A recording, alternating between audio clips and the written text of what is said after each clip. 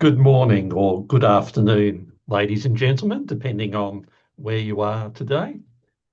Thank you for joining us. My name is Professor Chris Leckie. I'm from the School of Computing and Information Systems at the University of Melbourne, and I'm one of the four uh, academics who are helping to present the workshop today. So welcome to the Cybersecurity and Digital Governance Workshop, which is part of the Australia-India Research Collaboration Framework. Today we'll be exploring two interrelated but distinct themes: cybersecurity and digital governance. These themes represent shared priorities of great significance to both Australia and India. Today's workshop is kindly hosted by the Australia-India Institute at the University of Melbourne. And before we begin, I'd like to acknowledge the traditional custodians of the lands of the Wurundjeri people of the Kulin Nation. I pay my respects to their elders, past, present, and emerging, and acknowledge that other Australian participants will be on the lands of other First Nation people. I'd also like to thank our Indian participants for joining us on this festival day. To open today's workshop, we're delighted to welcome the Honourable Lisa Singh, CEO of the Australia-India Institute, and Ms. Liz Campbell-Dorning, Director for South Asia at the Australian Government Department of Education. I'd first like to invite Lisa to share a few opening remarks. So over to you, Lisa. Thank you, Chris, and I'm delighted to welcome everyone to today's Cybersecurity and Digital Governance workshop as well. Can I first just acknowledge that I'm coming to you from Canberra, from a cool Canberra, and acknowledge the traditional custodians of the land in which I meet with you for this meeting today. Can I also please acknowledge Dr. PTR, Minister for Information Technology and Digital Services in the Government of Tamil Nadu. It is wonderful to see you, Minister, and have you join for this. We're very honoured that you have done this to give your time to deliver the keynote address today.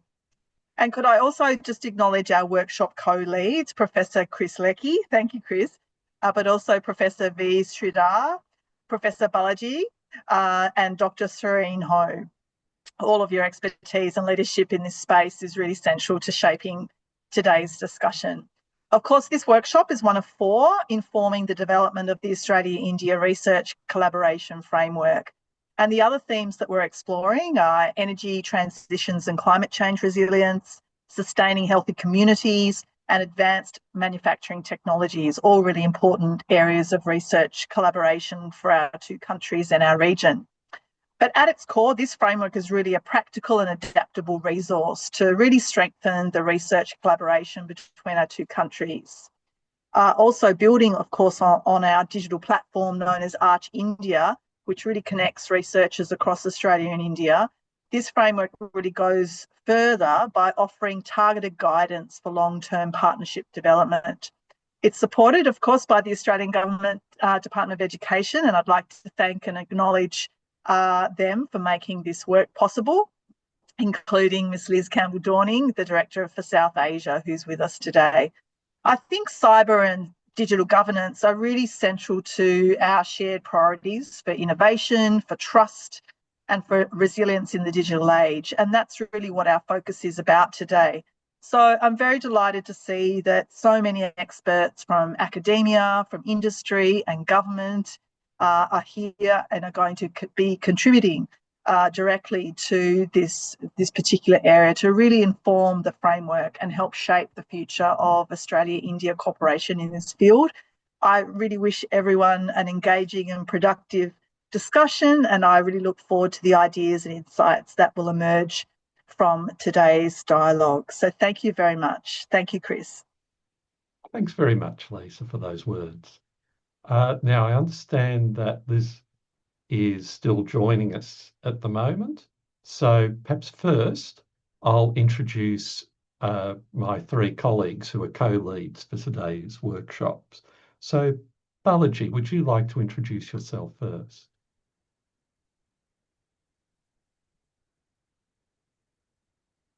You're on mute, I think, Balaji. Yeah, sorry, apologies. I'm Balaji Parthasarathy, and I'm a professor at the International Institute of Information Technology, where I'm also part of the Center for Information Technology and Public Policy. Thank you. It's a pleasure to be here and to welcome all of you to this workshop. Thank you, Balaji. And next, I'll introduce Serene. Thanks, Chris. Good morning, good afternoon to my Australian and Indian colleagues. My name is Serene Ho. I'm a senior lecturer in the Department of Infrastructure Engineering, but I also lead the land research team in the Centre for Spatial Data Infrastructures and Land Administration, as well as the land research theme under the Melbourne Climate Futures. So really delighted to be here and really thrilled to see the extensive audience and their expertise, and look forward to the discussions we'll have today. Thank you, Serene. And our third co-host is Sridhar. Thank you, Chris. So this is Sridhar, faculty at the International Institute of Information Technology, Bangalore. I'm also part of the Center for IT and Public Policy. So welcome all of you, and good morning to all the audience who have joined from India, and good afternoon for those who have joined from Australia. Today is a very special day. We have something called as Ganesh Chaturthi, which is being celebrated throughout India, and it's one of the biggest festival. And thanks for your time for being here on this festival day. Thank you, Sridhar. So I understand Liz is with us now.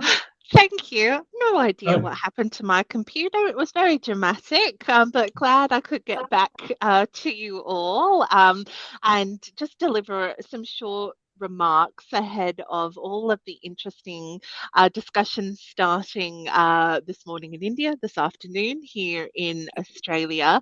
I join you this morning Indian time, this afternoon Australia time, from Canberra, Australia's national capital. This is Ngunnawal country, and I'd like to begin by acknowledging the Ngunnawal people as the traditional custodians of the land on which I work and from which I join you today. I would like to extend my respects to the Ngunnawal elders, past, present, and emerging. I'd also like very much to acknowledge the great work of the Australia-India Institute, led by the Honourable Lisa Singh, CEO, and acknowledge the Honourable Dr. Thiaga Rajan, who will be joining us today, Minister for IT and Digital Services from Tamil Nadu. All of the esteemed professors, researchers, and industry experts joining us today. It's really a pleasure to welcome you to this workshop on cybersecurity and digital governance as part of the Australia-India Research Collaboration Framework project. The project is very proudly supported by the Australian Government Department of Education, not least because it reflects our commitment to fostering deep, enduring research partnerships between Australia and India. Cybersecurity and digital governance are really core to that mission. They're critical domains for both of our nations, and the need for collaborative interdisciplinary research has never been more urgent to help us navigate the increasingly complex digital landscapes that we live and work in these days. So the workshop is bringing together leading experts from Australia and India. Thank you so much for joining us. I encourage you to explore the shared challenges and opportunities that we have, and look at shared pathways for innovation, for policy development, and for practical impact in particular. So thank you again. I really look forward to the insights and collaborations that will emerge from today's workshop. So back to you, and thank you for waiting for me. Thank you very much, Liz, for those kind words. Now I'll hand over to Balaji, who will look after the next section of the program. Yeah, thank you, Chris.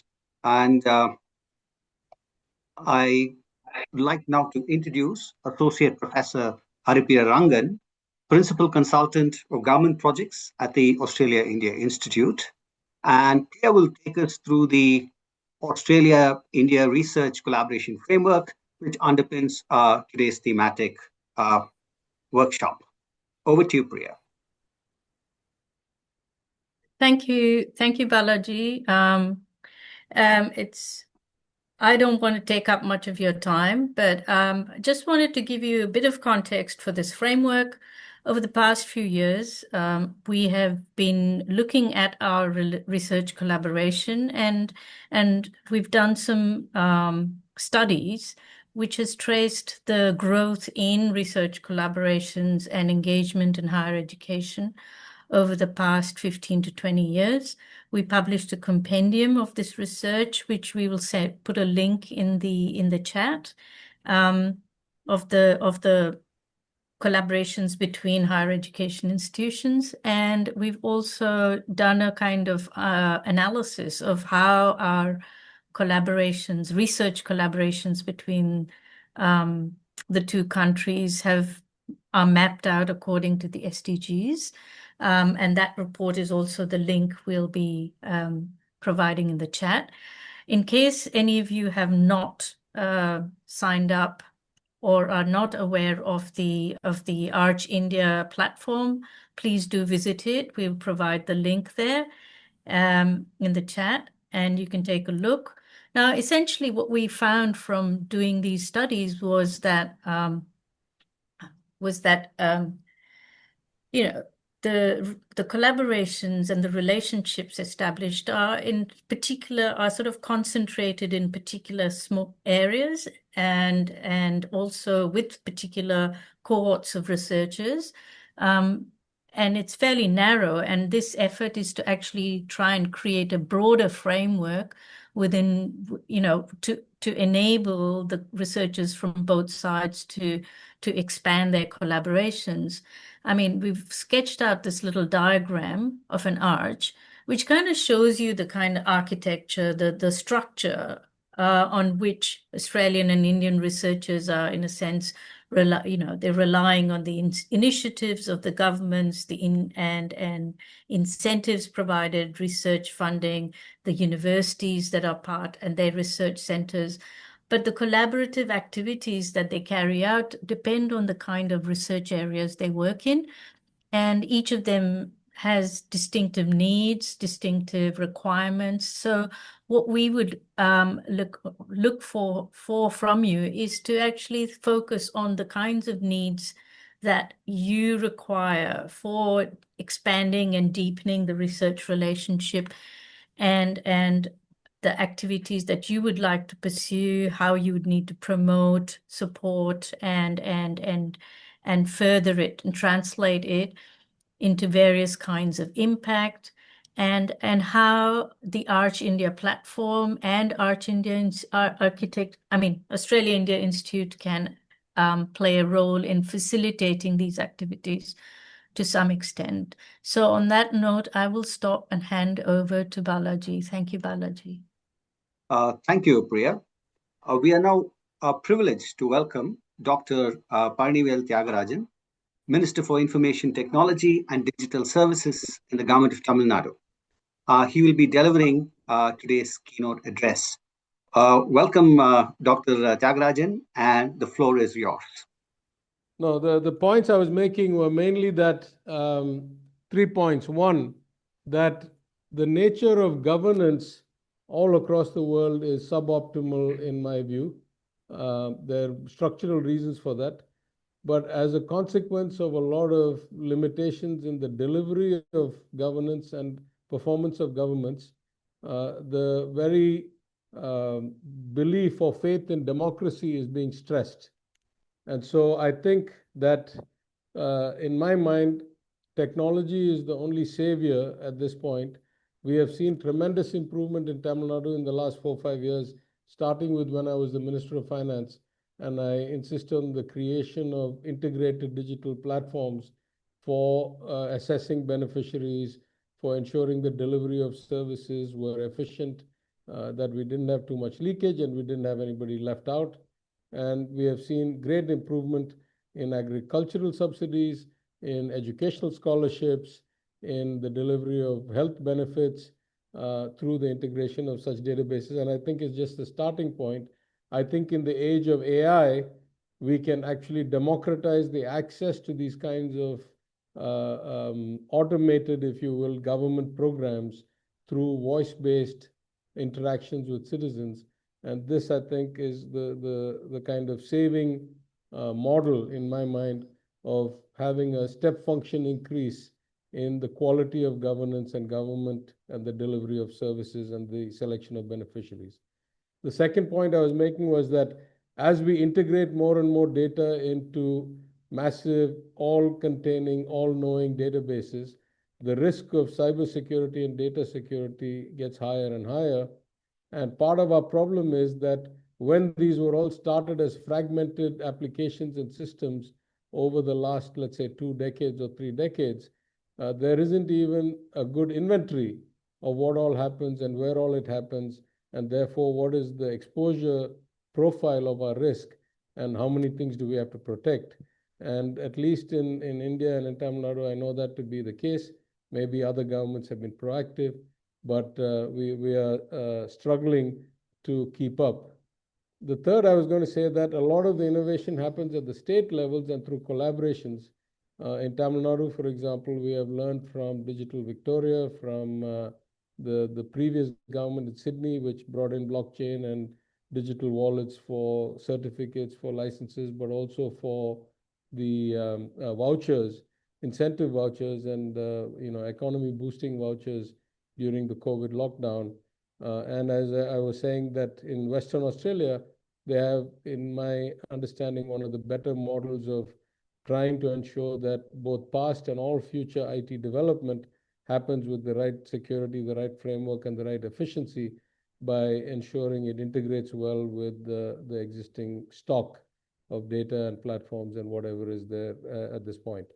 In cybersecurity, we have partnered with the center at ECU, and we are trying to get their benefit, get their insights. We have sent a bunch of people for training there from our IT department in Tamil Nadu. We want to do more with them. And we are actually trying to have integrated courses with the UWA that is got permission to set up a campus in India, or 2 campuses in India from the University Grants Commission, and they're in the process of setting up those.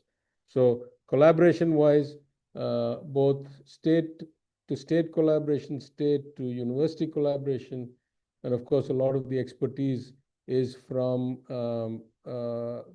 companies, particularly in the field of cybersecurity. A lot of innovation happens.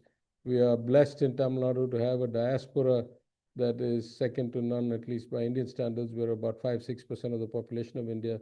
I would say in the tech and professional fields, Tamil diaspora is probably 20-25% of the global diaspora, particularly in places like the Bay Area. So we are tied up with a lot of different tech companies as well to help us, including the biggest ones. I think we learn from each other. Thank you, Minister, for PhD sort of going through some of these points that you made earlier. And we also sort of appreciate your sort of bringing together this tension between using digital technologies to democratize governance on one hand, while we simultaneously face the problems and sort of the ever-growing challenges of keeping our data secure and ensuring the privacy of our citizens, and the need amidst all of this for cooperation between the state and the private sector to ensure that we do these things in a very equitable, fair, and just manner. So thank you very much for joining us this morning, notwithstanding the connectivity problems. And we deeply appreciate your contribution. I'm sure we'll definitely be in touch to share with you some of the findings that come out of this workshop. So let me thank you once again. We do know you're on a very tight schedule. Thank you for joining us, and that too on a holiday, and sort of sharing your ideas with us. Thank you so much, Minister. Thank you. Thank you. Thank you very much. Thank you. I now hand over the floor to my colleague Serene to lead us into the next phase of the event. Thanks, Balaji. So it is my privilege now to introduce our panel of distinguished speakers. Sorry, hang on, I just have to close the Zoom pop-up. Who will help us really frame how we go about today's discussions and offering both Indian and Australian expertise, Australian perspectives on opportunities for collaboration. With us today, and I'll introduce them as they come up. Our first speaker today is Professor Monica Whitty. Monica is the Maureen Brunt Fellow at Monash University, where she holds a professorship in human factors in cybersecurity. Maureen, the floor is yours for about 10 minutes. Monica, sorry, you'll have the floor for 10 minutes, and then we'll hear from two other speakers after that. Thank you. Thank you very much for having me and inviting me today. And I want to thank, I know he's probably gone now, but the Minister for his excellent talk. Once we heard it, it was definitely worthwhile listening to. So I'm really glad that he repeated what he said. I think what he said was not just about collaboration, which is obvious and really important, but also he's talked about carving the way for the future as well, which I thought were really great words. A bit about my background. So I have a professorship of human factors and cybersecurity, and my training is actually in psychology. And I work on large interdisciplinary projects where we work together with looking at computing science, obviously cybersecurity experts, in the technical as well as the human, criminologists, lawyers, business people, management, etc. And the project that I wanted to briefly talk to you about today was one that I'm leading that has been funded by DFAT, so we're very lucky to have their funding. And the DFAT call was actually for a project on cryptography. So you might think, why am I leading that? It was actually to do collaborative work with India. And so we put in for a project that we thought was interesting, looking at a real world problem. And we do have cryptographers on the project, so we do tick that box. But the problem that we are looking at is actually looking at educational credentials and ones that are fraudulent, and how do we deal with these fraudulent credentials. And it's looking at ones that we know that we do get quite a few coming in from India, and we're not saying that's the whole culture of India, but this is about us working together, because Indian students are obviously a large population of our international students, and we get some absolutely excellent students from India, and as the Minister said, a lot in technology. But we want to make sure we get the right ones in, and we want to make sure that we don't have to do a lot of the work of checking for fraudulent ones versus not. In saying that, the big picture is really, how do we do this looking at our cultural differences? How do we do this ethically? How do we do this understanding human trust as well?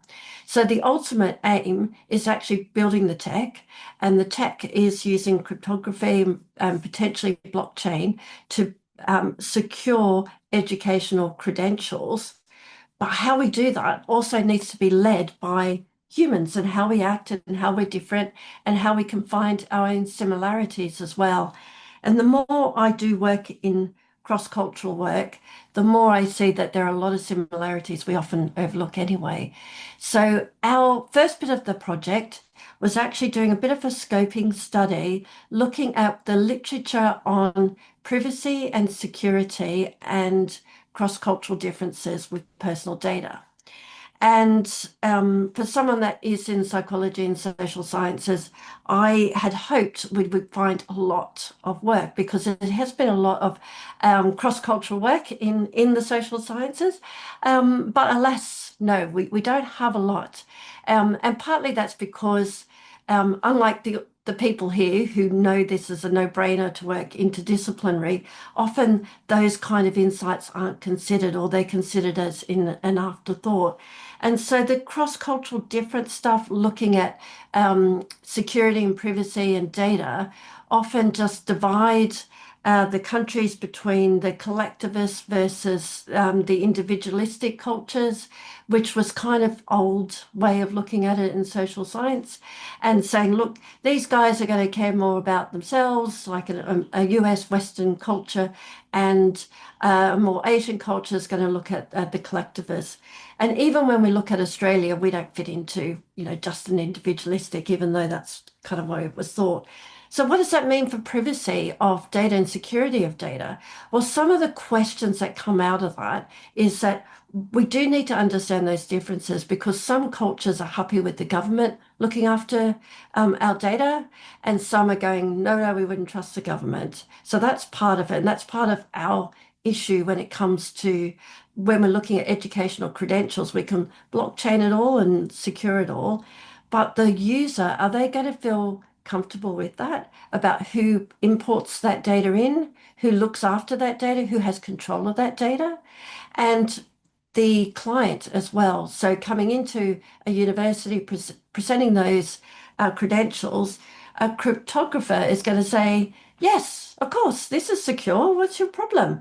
But you look at humans like me that go, I don't know if I should trust this system. I know a lot about fraud, and I know this, the world is fraught with fraud. How do I know this is real? How do I know it's not a deep fake or all these other things? So the trust around this has to be built from the beginning, where we all get the buy-in of what does this look like, and how do we ensure that it's looked after in both ways? Who looks after the data? What do we make private? What do we make public? Who has control over doing that? And it's not just obviously for education, where there is some work around this, but also about the industry as well, who will want to see these credentials. And it's about both ways. It's about also Australians putting things in and trusting as well, and all the rest. So how do we do this creation of secure data by respecting and being ethical about our practices within that? So we do have some moral obligations, we would argue too, in the same way that responsible AI talks about this kind of stuff. I'm going to stop it there, except to say to people on the 19th of September, hopefully a lot of you will get an invite, but if you don't, please let me know if you're interested. We're going to run a workshop in Melbourne in the city campus at Monash, looking at this problem and where we're at. We've got some industry people coming who've actually developed some actually work around this as well. So we're looking at how do we further this research with others like yourselves, but also how do we commercialize this, and how do we actually develop products that people actually want as well? And obviously we're not going to be developing all that, so we need industry and others, and we want governments and others to use it as well. So that's my little bit for today. Thank you. Thanks so much, Monica. That was great, and some really interesting. Of course, my heart sang when you said interdisciplinary tensions. So that's always one that is very tricky to navigate in these fields where machine and humans come together. But we note your plug for the 19th of September at Monash campus, city campus. So for those of us in Melbourne, that's one to look out for. Please stay on, Monica. We'll hold questions to the end if we have time. But next on our panel of speakers, I would like to introduce Mr. Hilal Ahmad Lone, who is Vice President and Chief Information Security Officer of Liminal Custody, where he has the big task of spearheading security and privacy for the company. Mr. Lone, over to you. Yeah, thank you, Serene, and thank you, everyone. Good morning and good afternoon. It's a privilege to be here, and it was refreshing to hear from the minister and the other speakers, Monica. She said certain things that were exactly in my presentation. So very cool. So the topic that I actually am going to be talking about in the next 10 minutes is all about basically how AI has basically changed the world in a good and a bad way. So I deal with these issues on a daily basis. So there are AI-powered threats that are evolving. All of us use AI on a daily basis, both in our professional as well as personal lives. And so one of the things that you might have noticed is that the way the attacks are happening now are exponentially different than before. For example, some of these things like deepfakes that Monica talked about. So were supposed to be used in the financial industry. The video, basically like verification of individuals, their identity was basically something that financial industry thought that this was one way to verify their clients. But this became such a big problem with AI because now deepfakes are everywhere. We are not really sure about who's behind the video, who's behind the screen, who's behind all of these AI generated media that we don't control. So this becomes very difficult for us to basically ensure that, okay, we are dealing with a legitimate person or a personality, and do we really want to conduct our business with them? On the technical side, right? So now the evolution has gone from basically having basically basic viruses, basic Trojans. Now we are in a world of basically polymorphic malware. We are in the world of basically having security threats that can come in different shapes and formats. So a single threat can actually change shape, right? It can be today, it can be a ransomware. You might have heard about that in the news. Or it can come in shape of basically information stealing. It can come in the shape of basically like something which actually steals your identity. So there are a lot of different ways the AI has actually enhanced the capability of the malicious actors. And this is actually something that all of us deal with on a daily basis. Now, the other side of it, the models that we use large language models, we use different AI models provided by different vendors. And all of them basically have this critical problem that they are heavily, heavily dependent on the data that transit. And how do we know that the data that they ingest and the data that they use is actually something that's free from bias, that's free from basically like injections, that's free from basically data poisoning and things like that, which actually is a big threat.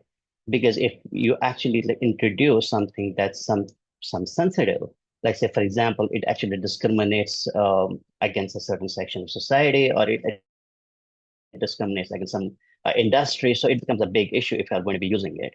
So that's actually a big challenge that the models themselves are not necessarily prepared to handle those kind of things. We did actually invent basically retrieval augmented generation models that actually were supposed to take the bias and all those things out of the picture. But like if you see the way the models actually work, you have seen the interaction between different individuals with the models. And like, so I don't actually have an account on X platform, but I have heard stories that it actually can be manipulated to respond in a way that favors certain individuals or it favors certain industries. And that's actually a big problem because we do believe that it needs to be independent. It needs to have its own autonomy to basically work in a way that is not influenced by external factors.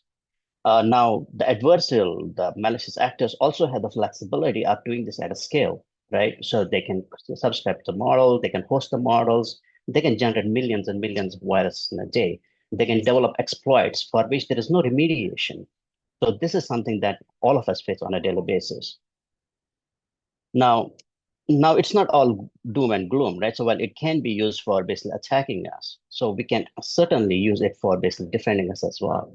So one of the things in the early stages of basically using AI, I think one of the biggest advantages, in my opinion, was that it allowed us to basically like minimize or basically like reduce the skill gap that's needed for people to basically make anomaly detection or cyber defense easier.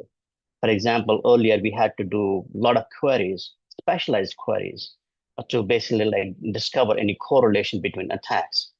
Now, all of those things are no longer relevant. We can actually run the queries directly on the raw data. We don't have to transform it. We don't have to normalize it. We don't have to parse it.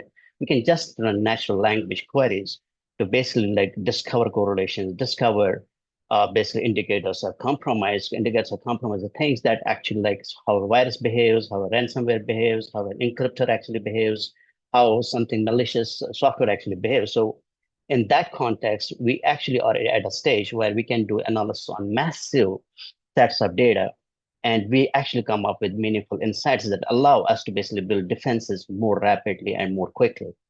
So, and in terms of basically like the adversarial, basically taking advantage of basically like prompt injections, or they do something like data poisoning. So I think one of the things that can be used, and I think is a basic security 101, which is to basically allow people to do build models basically with security by design, which that means that they need to do input validation. They need to do the same because they need to take the same precaution that we would do for any software that we actually build.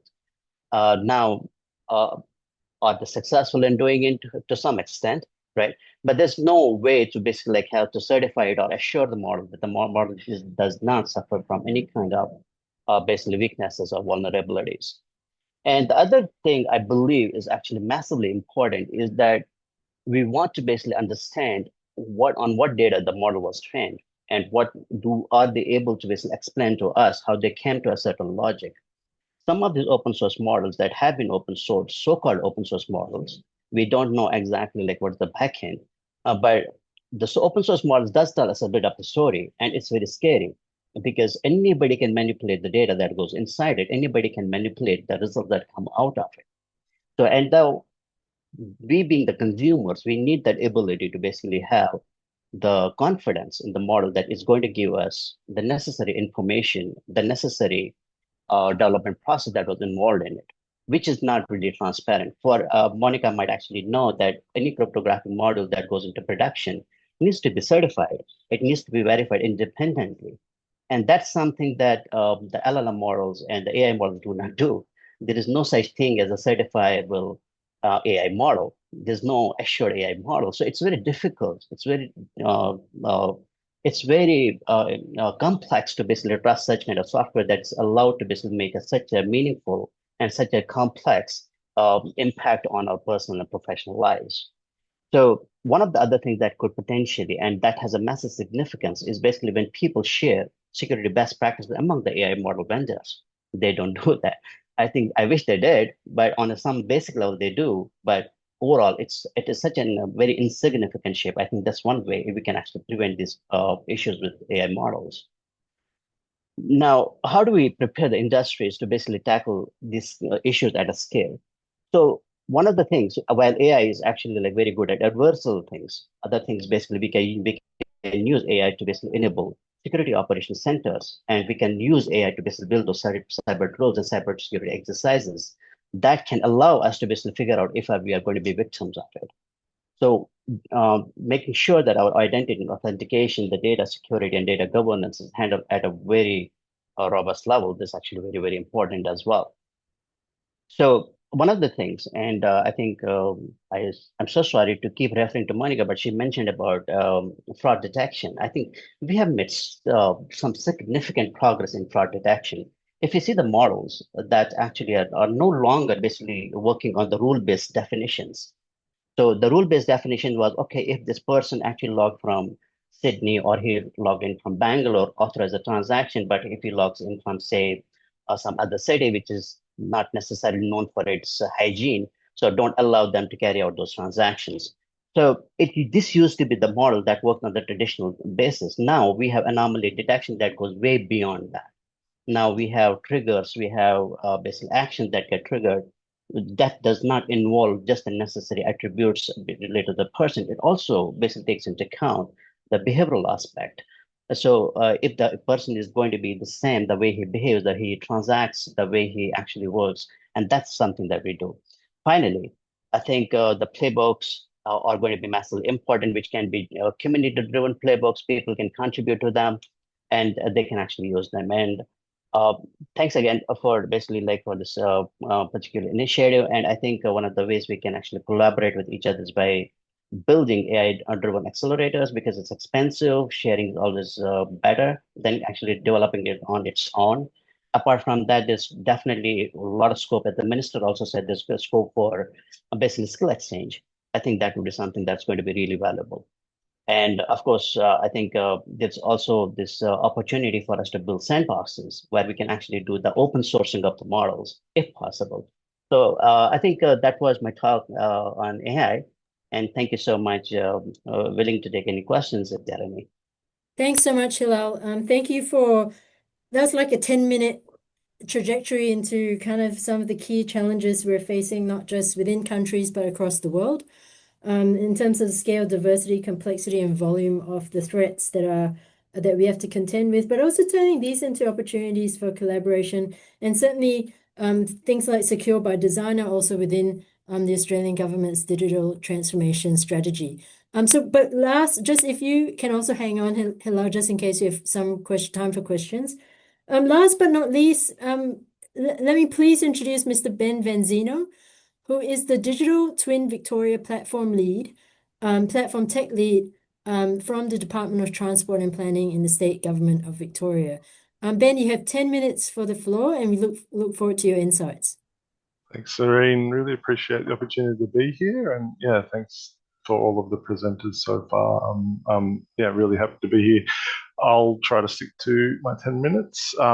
Is it okay? I have a presentation, if it's okay to share. I'll just cut over to that now. Yep, let me know if that's good. I can see people nodding.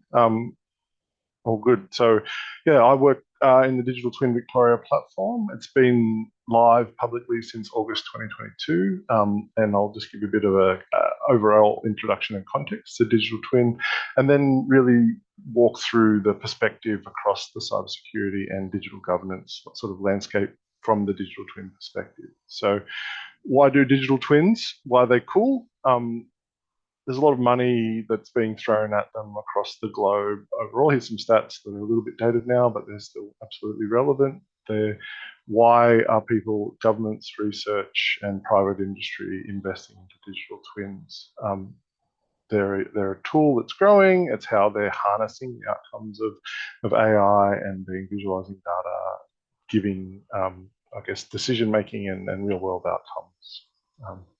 What was the Digital Twin Victoria program? So it was a 4-year program, and it's more than just a technology platform. It's actually 7 different streams of work tied into that digital governance outcome very strongly in a few key areas, but stretching more broadly across that digital twin landscape. So faster subdivision registration, enhanced disaster response, and automated approvals, very strongly linked to digital governance and outcomes. But I just wanted to highlight to you there that it's more than just a technology platform. It's a whole bunch of streams of work, and there's a lot of investment in the base of a digital twin that I'm going to cover in a little bit more detail. So it was a $37.4 million investment over 4 years that started in 2021. It's now completed, and we've gone into normal operations. And it was born out of COVID as a program in Victorian government, and it was really aimed for those smarter, faster government services through digital data and platforms as a key outcome, and supporting connected and thriving communities through spatial technology. Again, I won't spend time going over what a digital twin is. You can take that as read, but just to share, I guess, what the uptake and how we've been going since August. We've had well over 170,000 individual users in that time, over 220,000 unique sessions. We average over 7,000 sessions a month on the platform, and everyone's using the platform for more than 5 minutes per session. And the data catalog itself and what we've connected to and made available has grown over that time to now it's over 23,000 total individual data sets that are available searchable in the platform. All right, and so how is this connected in terms of that overview and stats? What did we do? We measured what we were doing in the program. We were able to see over $70 million in realised benefits over the course of the program, and then there's a future forecast to say that we will continue to return on that upfront investment over time. So having measurable benefits was really important to us as a program, and making sure that we can demonstrate the value of that investment upfront. Changing gears a bit, I wanted to cover off, I guess, those foundations that I mentioned at the beginning. We wanted to make sure that we were cyber secure at source. We wanted to make sure that we were able to move from not needing to be secure up to more secure environments with more significant sensitivity in data with those use cases as we progress. So we didn't want to have to come back and rebuild anything. We wanted to start with a strong foundation. So that's what we did. We wanted to make sure we were compliant through with the Victorian Protective Data Security Framework. We are connecting to a lot of data sources with varying levels of data classification. So we wanted to make sure that we could comply at all levels. And we did threat risk modeling for digital twins, which to our knowledge, I don't know if anybody else across the globe had done in terms of going through these different threat risks, prioritizing them and making sure that we had thought about them in the creation and the building the system that we were working through. So yeah, that was a really interesting exercise and definitely worthwhile to be able to cover off on that security aspect as a foundational part of the platform. Another part of the foundation to cover that's tied into that digital governance very strongly is having a digital cadastre, or the property parcels, and how all of the, I guess, the land valuation and the systems around land and automation and getting permits for building and approvals through council, and all of those systems are all built on top of that cadastral foundation. And it was all manual until it was digitized. And that was a large separate program that was run alongside the digital twin program.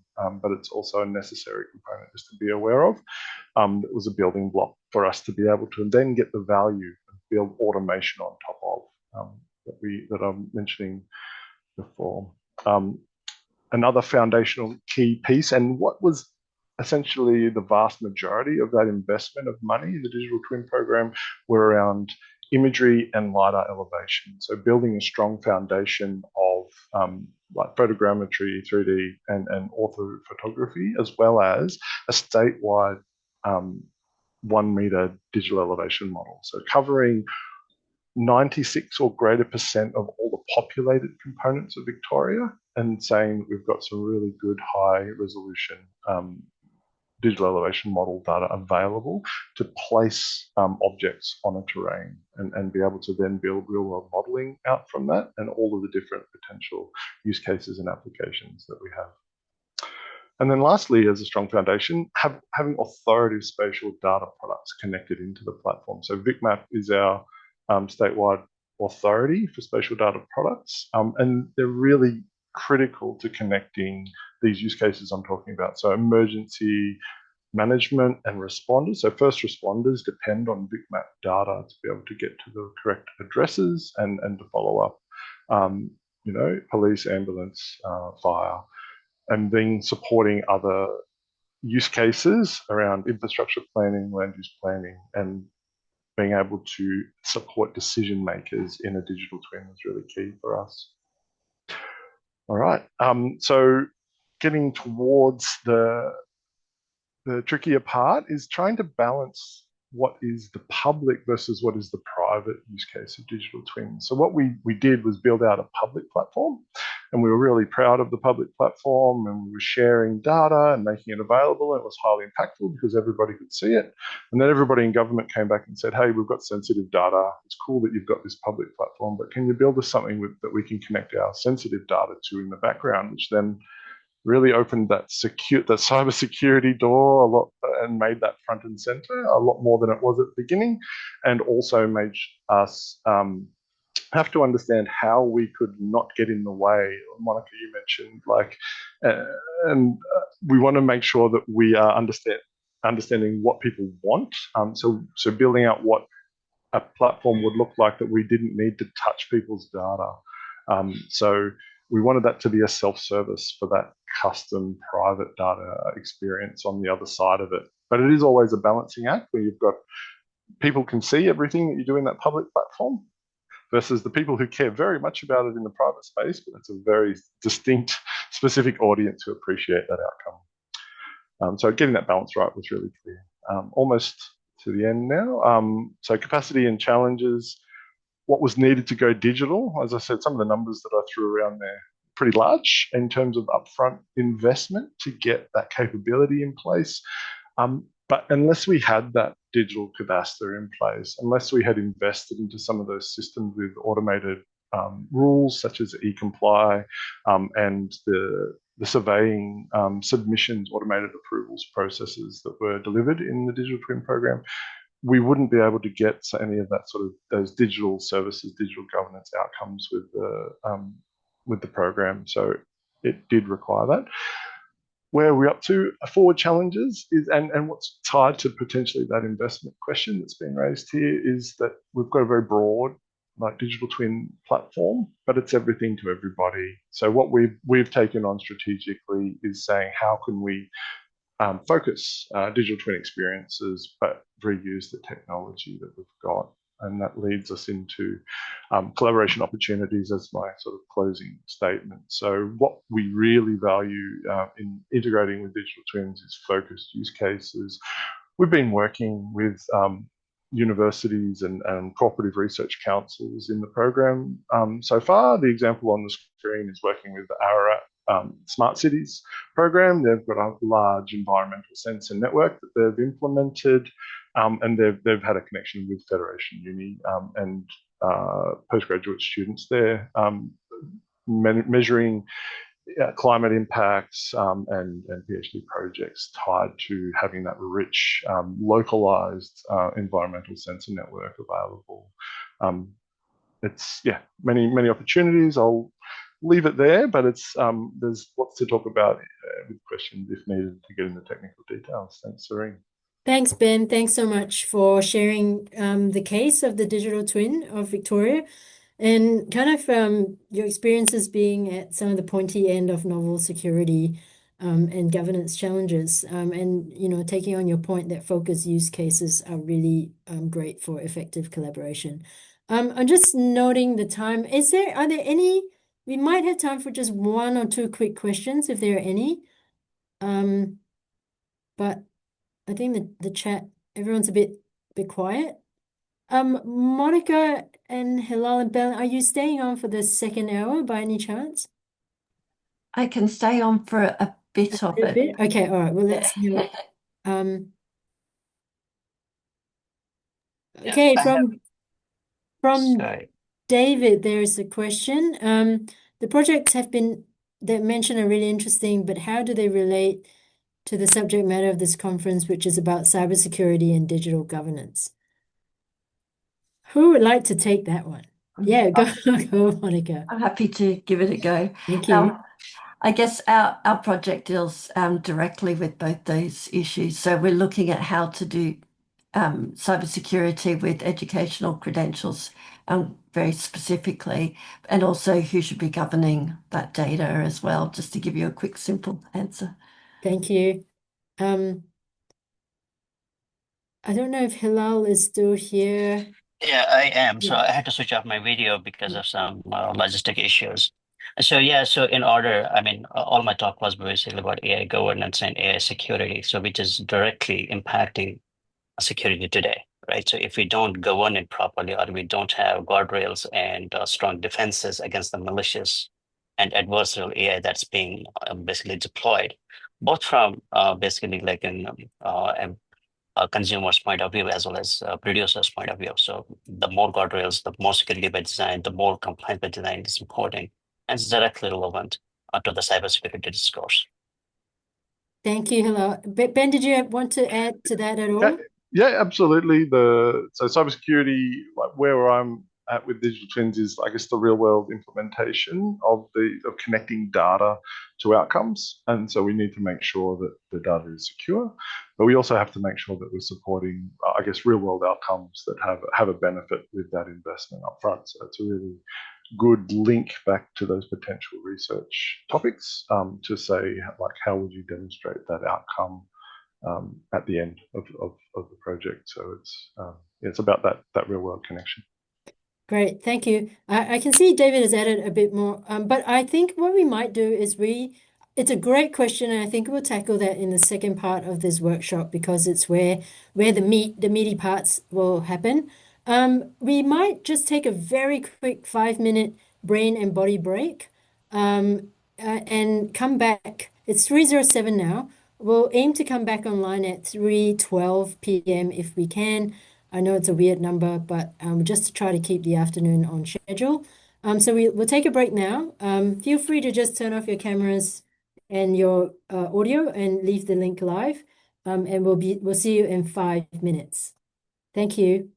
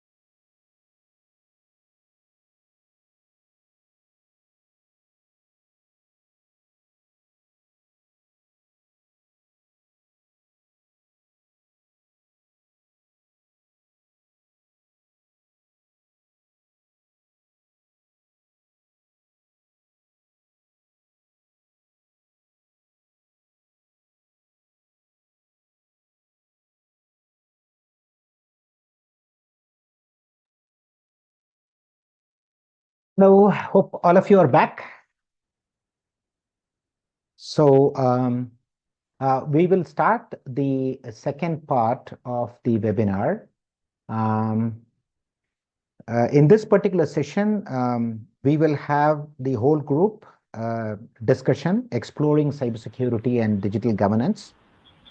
We invite participants to share their insights and contribute to shaping the Australia-India Research Collaboration Framework. We encourage you to keep your cameras on and raise your hand if you would like to contribute. We would like to make the best of your presence here. Please note that these group discussions are being recorded for internal note-taking only to support the development of the framework. So we will structure this session around the 3 action areas of the framework, which Priya mentioned earlier: promote, support, and translate. So, but before we begin, let me start with a question for the group. Think along these lines. How do we promote research collaborations to promote, support, and produce translatable research between academia and industry, especially you're talking about startups in the cybersecurity and digital governance space, and research institutions, and or between India and Australia as national, between the nations or between the states, as the minister pointed out earlier, around the areas of cybersecurity and digital governance. So how do we promote research collaborations is the biggest thing that we want to come out as an outcome of this particular sessions. So I'll now hand it over to Chris to lead us through the first group discussion. Over to you, Chris.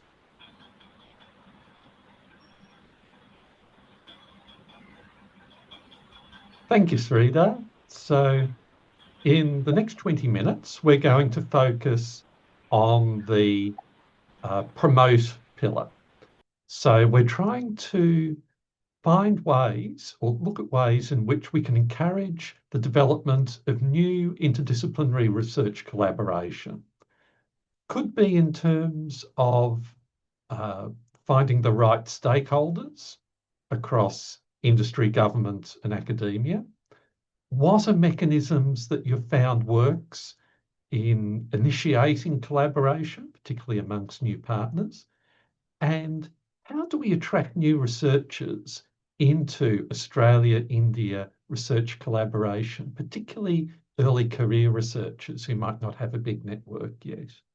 To get the discussion going, I'd first like to invite Leckie Balu to share a little more about his work before we move into questions. Leckie leads the architectural security strategy for the Infrastructure Solutions Group at Dell Technologies, integrating proactive defence across the product development engineering ecosystem. I'll hand over to you, Leckie, for a 5-minute presentation. Thank you, Chris, and thank you, and good morning, good evening, good afternoon, everyone. Happy to meet you all virtually. To Chris's specific question, with AI and cybersecurity currently becoming the most important area, it's very crucial for all the nations to start looking at it more fully from a strategic and sovereign standpoint.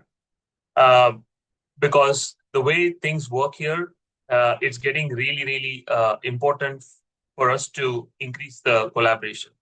And a couple of important premises on which I emphasize this is especially generative AI as weaponized trust.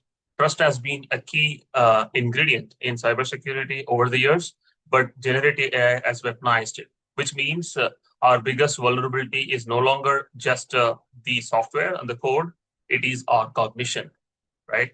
And the other dimension to it is the barrier to entry for sophisticated cybercrime has significantly collapsed, which means that what once required a team of experts can now be done by one person or a set of few individuals with ingenious prompting and clever integration of various artificial intelligence systems.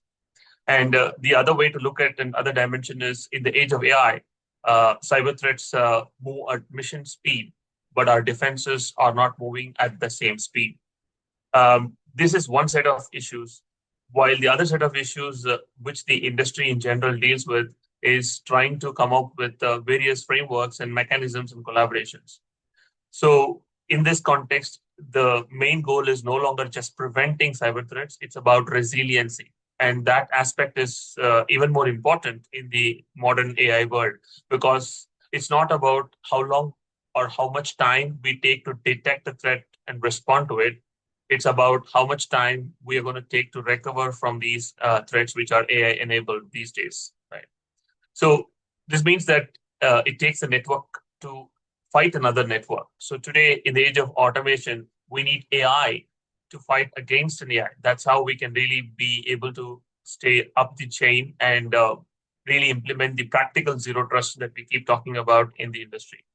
So definitely the classical principles of security being a feature bolted on the end can never be a model here. It must be architected even for the AI world, from the silicon all the way to the cloud and the applications.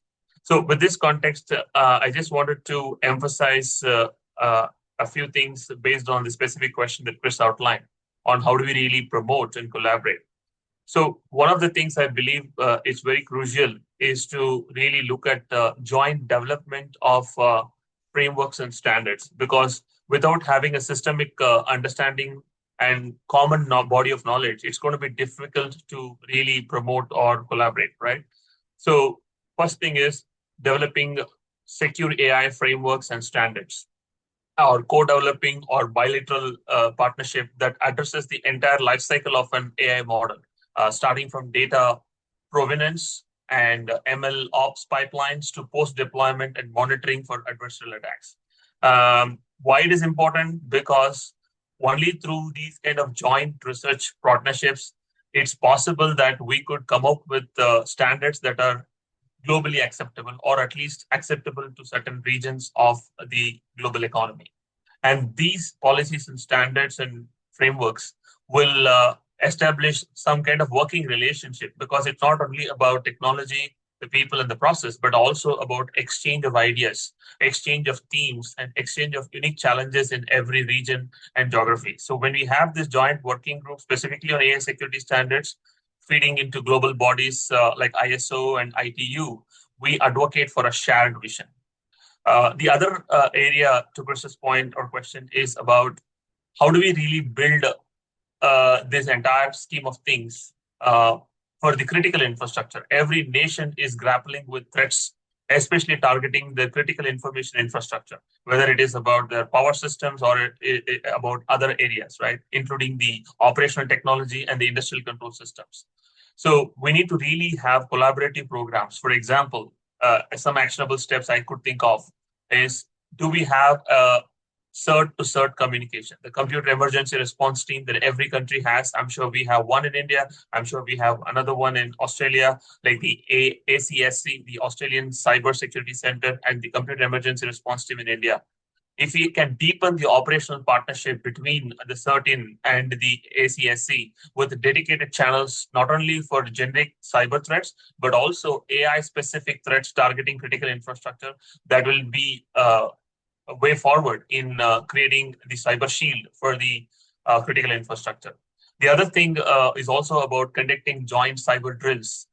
It could be annual or bilateral cyber exercises that includes simulation and emulation of sophisticated attack on probably areas that have shared critical sectors, such as ports and logistics, cross-border financial payment systems, etc. The third area, I believe, is to really look at trustworthy digital trade system. As many of you know, India is pioneering the data protection and privacy, whether it is the DPDPA or any other privacy frameworks. It's important for us to identify pathways for interoperability and streamline compliance for businesses. This kind of bilateral trust can create more trustable digital service providers that can really make things go in a long way. As I emphasized at the beginning, it's not just about tools, technologies, but also cultivating talent. It's also about cultivating the professionals. So we need to have strategic partnerships in education and skill developments, which is very essential, so that we can create a seamless digital skills arena between Australia and India, focusing a common pool of world-class talent. So, and why this is important? Because India has a vast pool of IT talent and software development talent. And of course, Australia has a world-class rich universities and research ecosystem. This combination can strengthen and create a talent pipeline that is globally competitive. So in this space, dual degree programs, skills harmonization, like working towards mutual recognition of cybersecurity and AI certifications and qualifications, maybe things like establishment of joint center of excellence. All these things can go a long way in really realizing all this kind of tactics and approaches. So finally, as we try to build AI to defend our nations, we must also remember that AI itself is now a primary target. So securing the AI models, securing the AI deployments, securing the AI designs forms very crucial insight and importance. So in cybersecurity, we generally talk about isolation is a vulnerability, but for national partnerships for countries like India and Australia, shared intelligence and collaborative defenses are going to be most powerful asset. Isolation is no more going to be a vulnerability as well as this aspect is concerned. I'll take a pause and see if there are any questions or any additional thoughts that team members have. Thank you, Leckie. What we'll do is we'll take questions at the end of the next speaker. So if anybody has any questions in the meantime, please feel free to put them into the chat. In the meantime, I'd like to invite Mrs. Sarita Nark, who's the State Director of the Revenue Department in the Government of Maharashtra, to share her insights in this area. Thank you, Sarita. Thank you, Chris. And I first of all will like to thank the organizers for inviting me to the Australia-India Research Collaboration Frameworks Cybersecurity and Digital Governance Workshop. I absolutely agree with Lokesh, who has very specifically mentioned how we can enhance the research capabilities and how well Australia and India are connected. So when he was speaking, while he was speaking about cybersecurity, I will speak about land governance. And fortunately, Australia as well as India were British colonies, and we have similar roots of land management in both the countries, which creates a unique collaboration point. Then I will also can I share my presentation so that I can just lead all of you through what I want to. Yeah, thank you.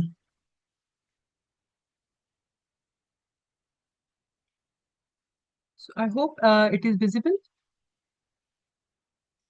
Yes, that's fine. Thank you. So I basically am working as state director in one of the states, one of the most advanced states in terms of the use of technology in governance, Maharashtra from India. And I am currently leading the revenue department, which is basically taking care of the revenue related or land management related activities. And this is the need. So these are just some numbers which basically emphasize on why we need to have technology in land administration. So if you see that the numbers run in crores, and that is our basic need. And here again, there is a point which I want to specifically mention about the collaboration between India and Australia, that because India is having has gone ahead in terms of numbers, it has that complexity which can be used as a path for Australia to understand what is coming next in improving their land governance.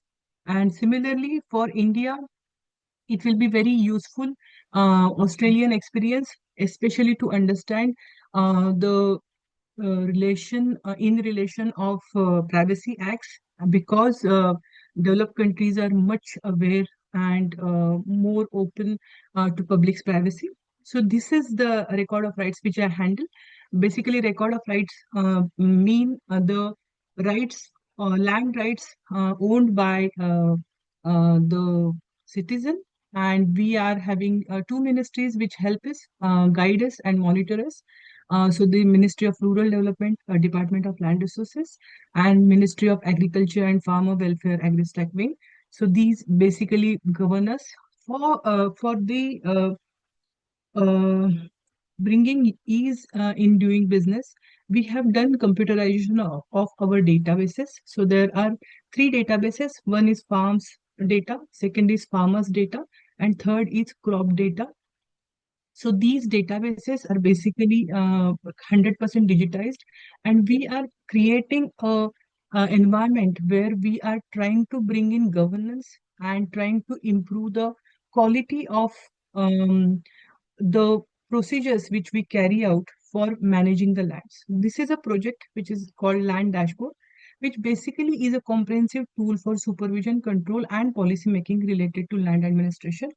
And we are very successfully able to use it. So this is the result where we are able to reduce the average days of disposal required for any kind of process within a period of around 5 years, from say 50 days to 25 days, or 429 days to 200 days. So this is the achievement which we have done using digital governance tools, which have brought in difference in the lives of people.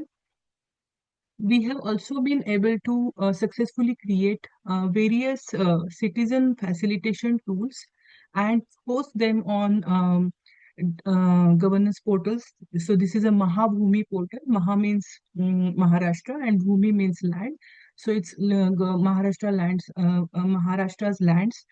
And there are various services which are free of charge, can be used by any citizen from any corner of world, and they can make sure that the lands which are owned by them are not having any any such transactions which are not expected by them. Then the next very important thing, which is so I till now what I said is about increasing the governance capabilities, which we have done using technology. We also want to bring in corporate industries that will work on bringing ease in doing of business. So we basically want to create a structure where land can be very easily dispensed of without any kind of baggage of land related activities which are not known to the person. So we basically want to work on the information removal of information asymmetry and demystification of sensitivity, unnecessary sensitivity towards this subject. So this is one very important point where I want to especially say that this is one point where we can work on promoting research, because this is a point where I will like to know what Australia is doing, what Australian states land management is doing, and I will welcome anyone who is interested from India, from Australia, to understand what all we have done and how we have been using this data. This is our API portal where we have been sharing our data currently with all the government, semi-government entities. But if it is for research purpose, we can definitely allow that sharing of data also. So this is how we are currently using our data and sharing it. So these are the way ahead for land administration, and I think I should stop sharing and be ready for any questions if there are. Thank you, Sarita. That's a great initiative that you've developed there. So are there any questions from the audience at this point for either Lakesh or Sarita or both? While people are thinking, feel free to type into the chat.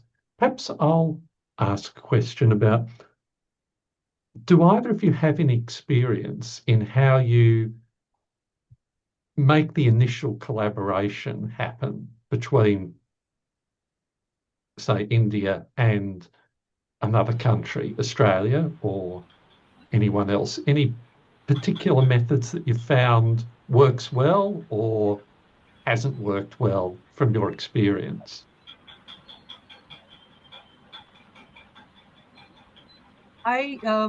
Should I answer this, please? Yes, please. Thank you, Sarita. So I basically think that because, as I previously also said, because there is a common lineage for both the countries of maintaining the record of rights, we really have a very good opportunity where we can think of sharing practices that are used for monitoring and regulating land transactions. So, in fact, when I was in Australia for my MS, I studied this a little bit, and I can definitely say that there is a huge potential in researching how lands are administered in Australia. And of course, especially in current scenario where your land valuation is increasing at a very high speed, especially in big cities like Melbourne, Sydney. So I feel that how India is has managed, what are the pitfalls, and how successful and how unsuccessful it is, will be a lesson to take for Australia, and accordingly they can work on their land management. That is my take on it. Thank you, Sarita. I think there is one question from yes, there's a question from Shanak. So is there already an application or an opportunity to utilize blockchain in the digital solutions you are working at? Yes, we are currently working on our georeference land parcels. So whenever the land parcel is being measured, we are trying to use blockchain technology to stamp the activity which has been done for measuring the land, and whatever uh, uh, uh, whatever is done by a specific person, we want to mark it using blockchain, so that if any change is made on the same activity, then it can be very easily recognized, and any kind of fake transactions can definitely be then avoided.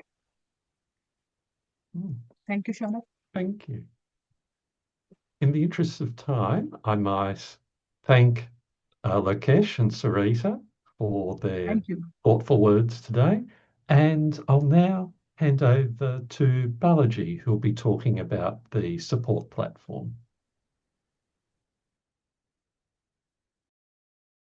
Okay, let's now move to the support pillar of the AIRC framework.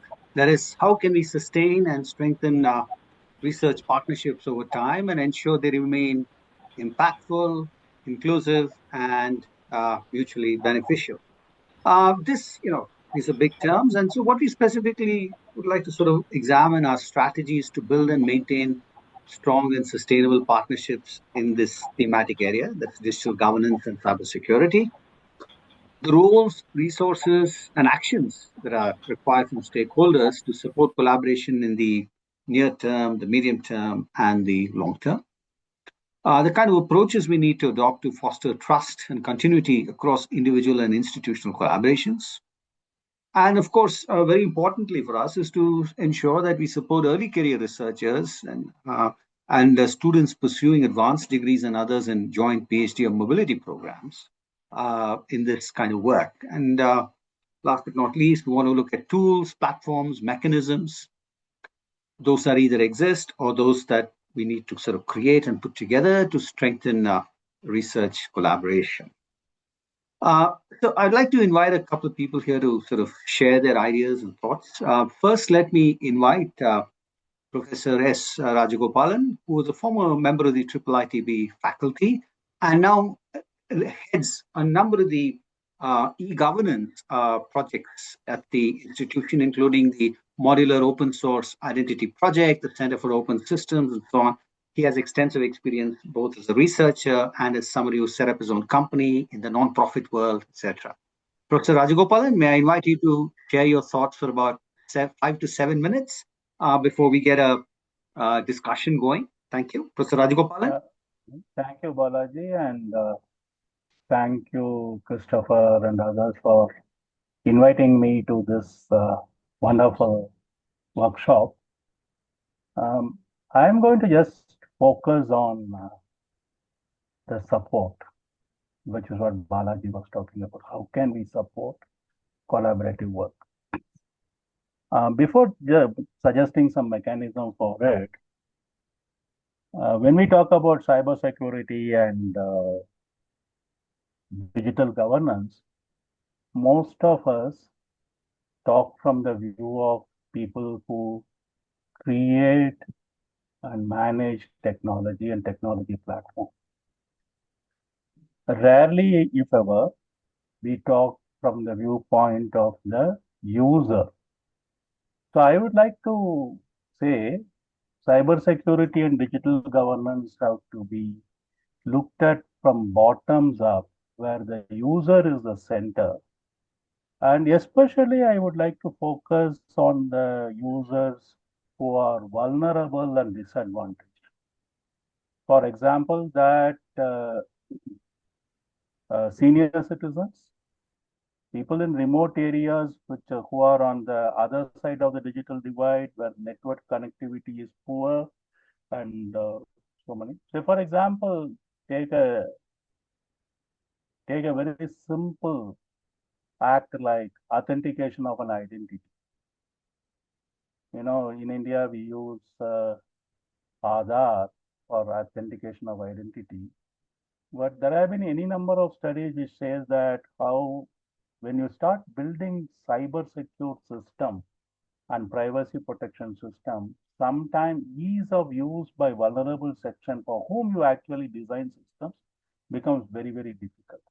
So what I would suggest is that if we can, from the experience of the use of systems in Australia and in India, we could chart up, let's say, a top 10 research ideas that could be jointly explored from the user perspective.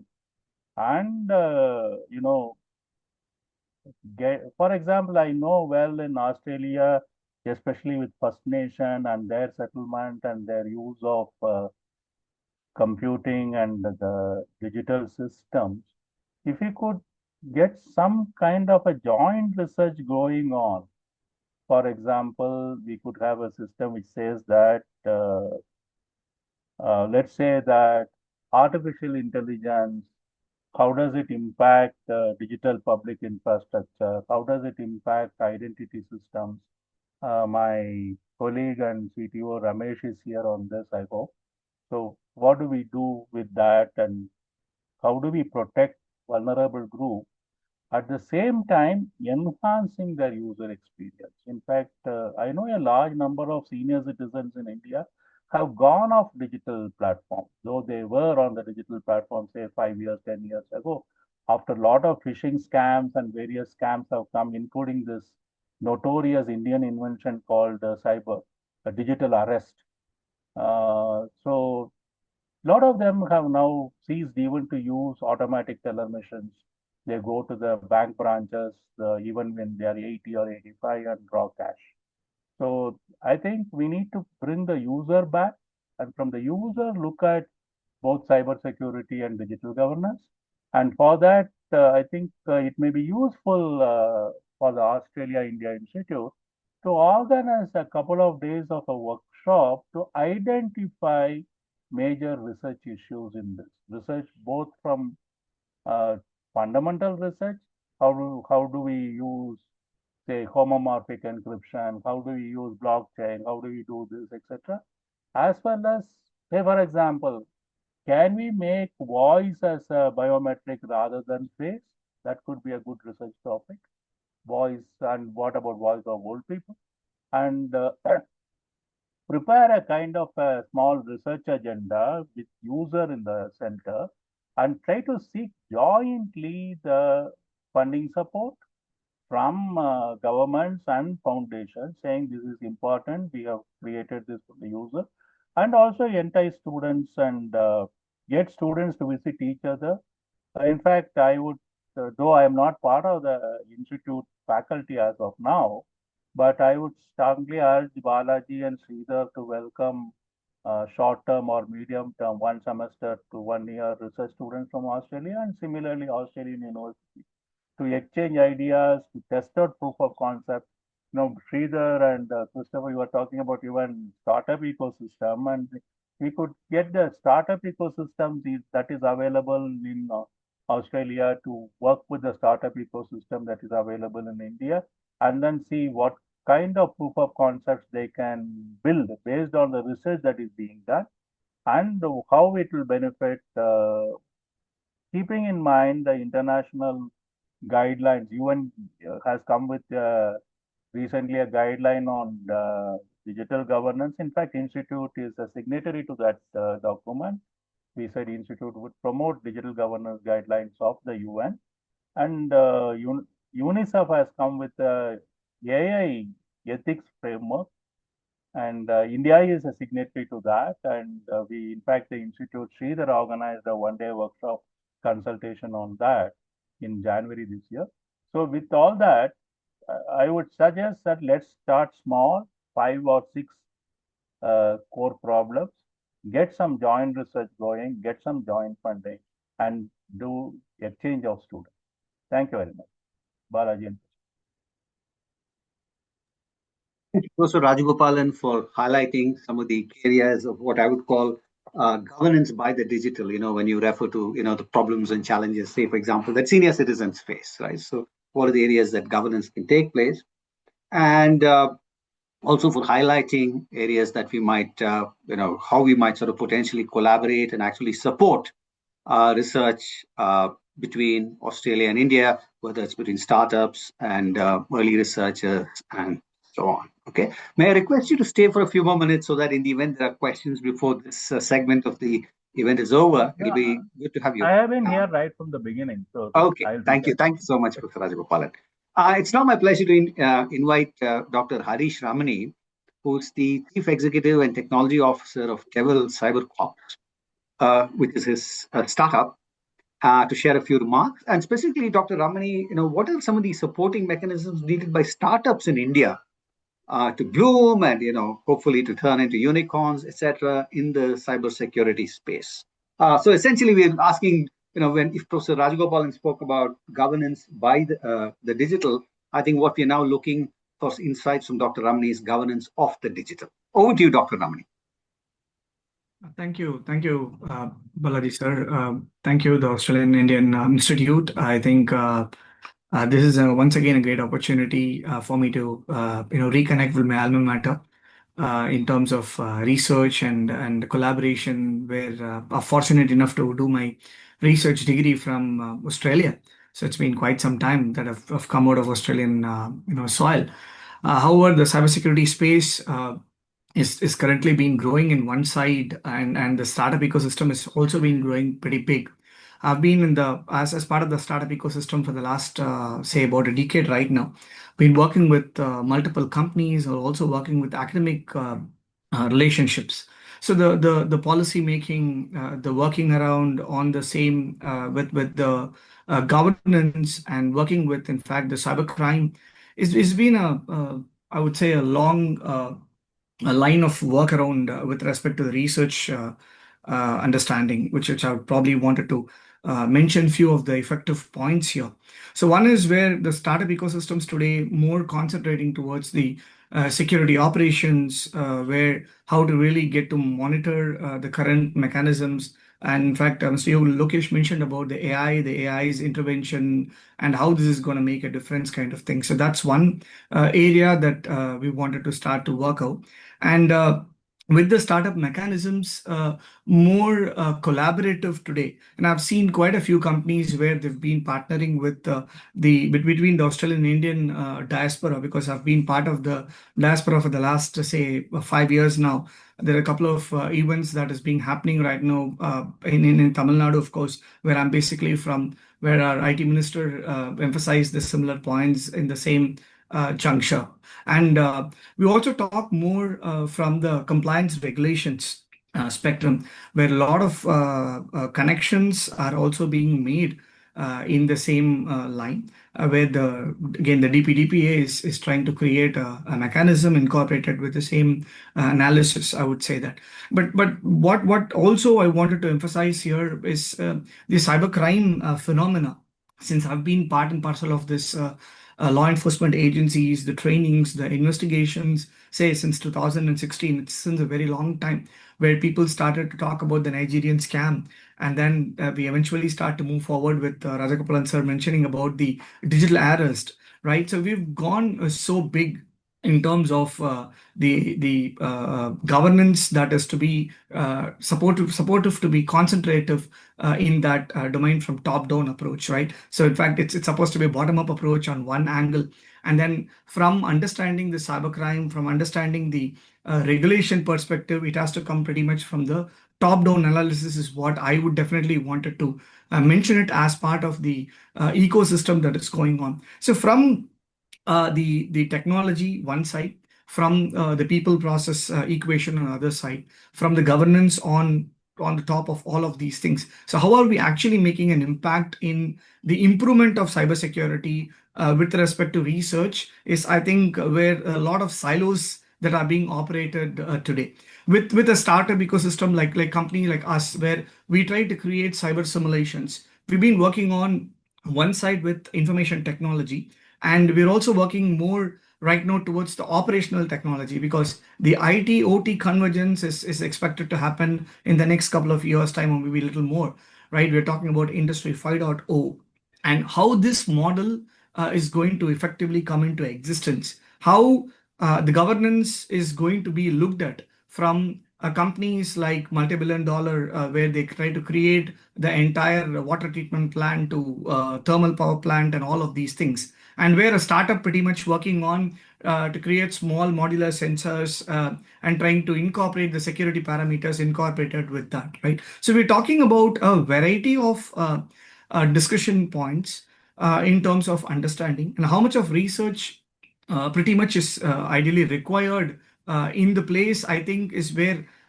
more importance is definitely required. In fact, in the start, I think the digital twin was also spoken about it, where in OT cybersecurity space, we are more talking about the digital twin, because depicting a model of an OT cyber environment is not what we really typically looking into it.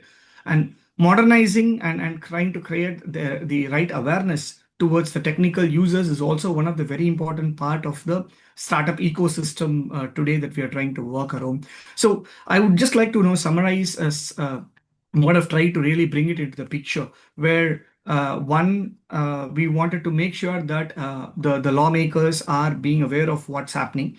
Number two, the technological advancements that we have currently, is it in alignment with what we are actually talking about from a governance perspective? Number three, where the crime that is being exploding today, and where the number of participants being increasing with the digital space. So how are we going to handle that particular part? And how are we going to, the next one is going to be, how are we going to educate the people, whether it is technical or whether it is operational or it is transactional? So how are we going to create the workaround? So the only underlying answer that I was thinking about over a period of last 10 years since taking up cybersecurity as the major workaround is more of creating the right connections, creating the right awareness, and creating the right programs in terms of making people to understand from an ecosystem where startups will have to continue to support from the policing mechanism with more technology and more understandable point of view is what I would like to probably close this with respect to the agenda that is actually being given. So I'll conclude my discussion points, and then probably we'll take up any questions probably later point of time or anything in between specifically in line with that. Thank you, Balaji sir. Yeah, thank you, Dr. Harish Ramani. It's nice you go back to the days of the Nigerian scams, and then you brought us forward to the what Professor Rajagopalan also mentioned about the sort of the digital arrest. I don't know if our colleagues and friends in Australia are aware of this humongous scam, right? When a screen appears saying, and then you get a phone call saying you have to interview a couple of people dressed up as policemen, really, and then you get scammed. Huge amounts of money have vanished, unfortunately. And you also sort of sort of emphasize the need for awareness on one hand, policy changes on the other, among among lawmakers, and the need for industry to work together. So it's not really just the firms working and trying to become rich overnight and becoming unicorns, right? And in that context, I think there's a question out there which Dr. Kumadarani has actually posed, which is like, how do you see Australia-India collaboration improving tools, methodology, and governance? Because that's really one of the key things that we need. People must be made aware. How do you, what is it that I have at hand? Where can I, turn to, in terms of, tools and so on, whether it's firms or even the lawmakers, before they can actually sort of enlighten users like, out there. Over to you. Yeah. See, the working is more towards model making is one very important point. I would definitely want to bring it, because we're talking about startup ecosystems getting into unicorn levels is happening right now. And India is one of the fast growing mechanisms in terms of that process. And the improvement factor is where I've seen Australia, of course, it's quite a long time, where digital technologies were not as popular as considered to be today, one, and have been continuously interact with the same thing. And on the other side, the methodologies, the governance point that are being mentioned, however, I think, again, I'll go back with Rajagopalan sir, where the students coming, exchange kind of programs, and then our research people going forward to the respective places, and then eventually it has to be a vice versa kind of operational model. I think that is one definite working that we will have to probably start working it out, one. And curriculums to be worked simultaneously, because I've seen the curriculums that are being running in IIIT. The last 8 years I've been teaching there, and then lot of other places where the collaboration is taking place only from the technology angle, not from how the technology angle to be converted into a documentation, where it could be a DPDP, it could be any specific law enforcement, or any specific top-down approach to be incorporated. It has to come from there. So the more the collaboration must happen, not only in the student side. Student is definitely one angle where we can do that. We should also have the policymakers to collaborate in extensive research on what's happening in their respective region. As you said, yes, digital arrest is something which many countries don't even know about it. In fact, I've got an opportunity to represent our country in Taiwan. About 30 plus countries participated, including the US and the UK. They were all astonished to hear about the digital arrest. In fact, by the time we had a one-page column, a one-page news about what digital arrest is and how things happen, right? So it's more of not just students working. Students is going to be the first step. But I wanted more technologists, more policy makers to start to have the collaboration, to start working on initiative research. I think that would be a call that we will have to take incorporated with our regular working. So this is more of, as I said, it's all in silo today, sir. I think we'll have to connect those silos into models, where we're not talking about AI models today, we're talking about the documented models, and understand ground level reality and start to define something where, again, bottom-up approach is one angle that we will have to take it up, and then governance has to come from top-down approach. So somewhere that convergence will have to take place. So the initiative between Australia and India collaboration will have to be on professional level, not only just on students level, but students level is definitely to start with, and eventually it has to grow forward. So this will be my submission to your question, sir. Thank you. Are there any other questions that the audience would like to pose? Provocation questions. Otherwise, I might have a quick another question for Professor Rajagopalan. If you can give us a quick response in about a couple of minutes, Professor Rajagopalan. I mean, we've been talking about support, right? But I think one of the key issues when we talk about support, I think what comes to mind is points of fragility. So points of support, I think you can counter that with points of fragility in this kind of, say, collaborative effort. Do you see anything, where you might sort of things might fall between the cracks? If you can just say a few words, that would be. One is, some of these things are slightly medium term. You start some collaboration, they should run for at least 5 years before you actually see fruit of the labor on the ground. And for which you need what one normally calls as a patient capital. Mm. And sources of patient capital is slowly vanishing. Even the governments want impacts quickly, and 2 years, maximum 3 years.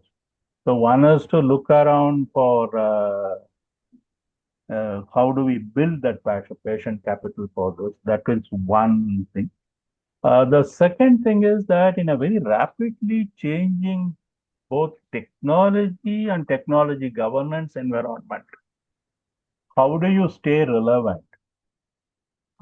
As you start doing your research and something, things change in the background, things become different. But how do you continue to stay relevant? Otherwise, you end up producing something which is not really useful, does not lead to large scale replication because the background regime has changed. And, say, for example, that if somebody had, take Europe for example, and Europe has recently come with the European Union AI Act. Let's just assume that some universities there had started working on some of these things a couple of years back, and now this act has come and they have to change course. So how do we also make our work resilient?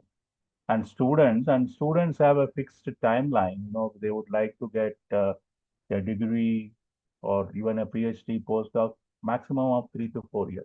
So how do we use a student how do we get students encouraged to work in such a way, but the research idea itself is long?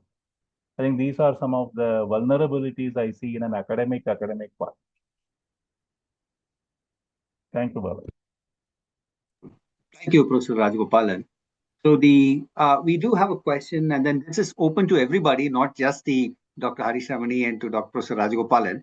This is sort of food for thought for everybody. What can or how can we sort of overcome some of the biggest gaps? What are the big gaps that are required that we need to sort of pay attention to in terms of evidence handling, in terms of manpower, etc. In a sense, some of the fragilities you might restate. And how do we actually contribute to building the necessary tools that will sort of help bridge the gap between these two countries? I mean, this is open to anybody in the audience. Feel free to participate. This is not just in broadcast mode alone. Would anybody like to take a shot at that? Sure, sir. I'll try to give some perspective to the question given there.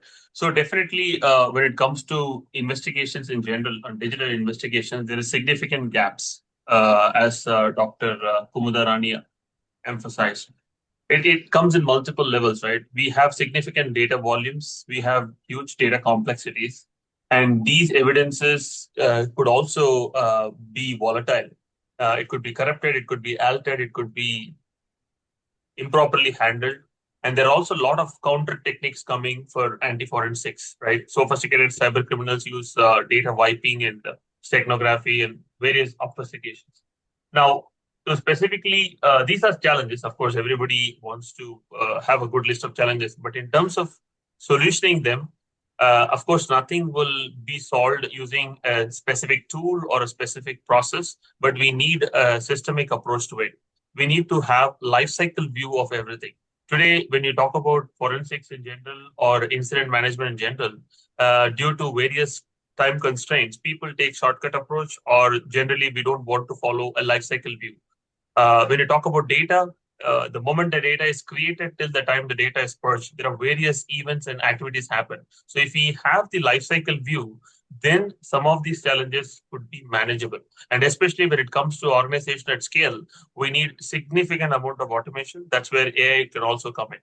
The other dimension, which I also want to briefly touch upon, is with respect to the AI-based challenges, right? So today, when you talk about these classic cyber investigation and cyber intelligence challenges, the AI is going to really add a lot more complexity to that. For example, if you look at the nature of the digital evidence itself, right? Today, we need to look at the AI models. Can the AI model itself become an evidence today?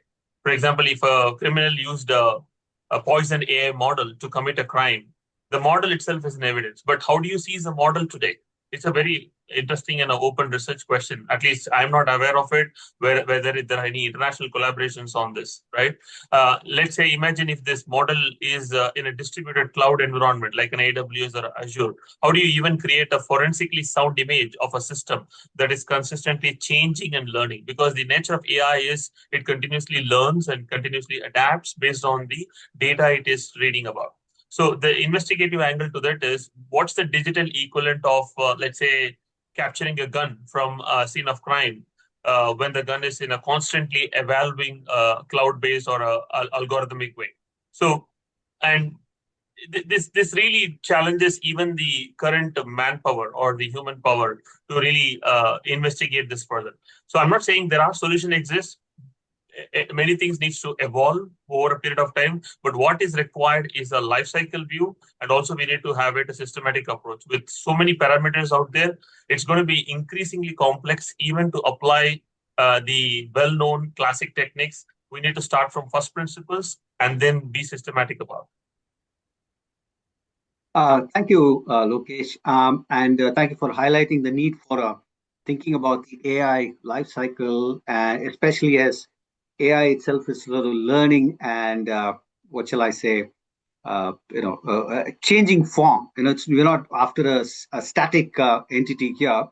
And before I sort of, in the interest of time, hand over the floor to my colleague Serene to take up the next phase, which is the translation segment of our discussion, I'd like to draw attention of the participants today to there's the existing Australia-India Cyber and Critical Technology Partnership, which has actually supported 4 rounds of research.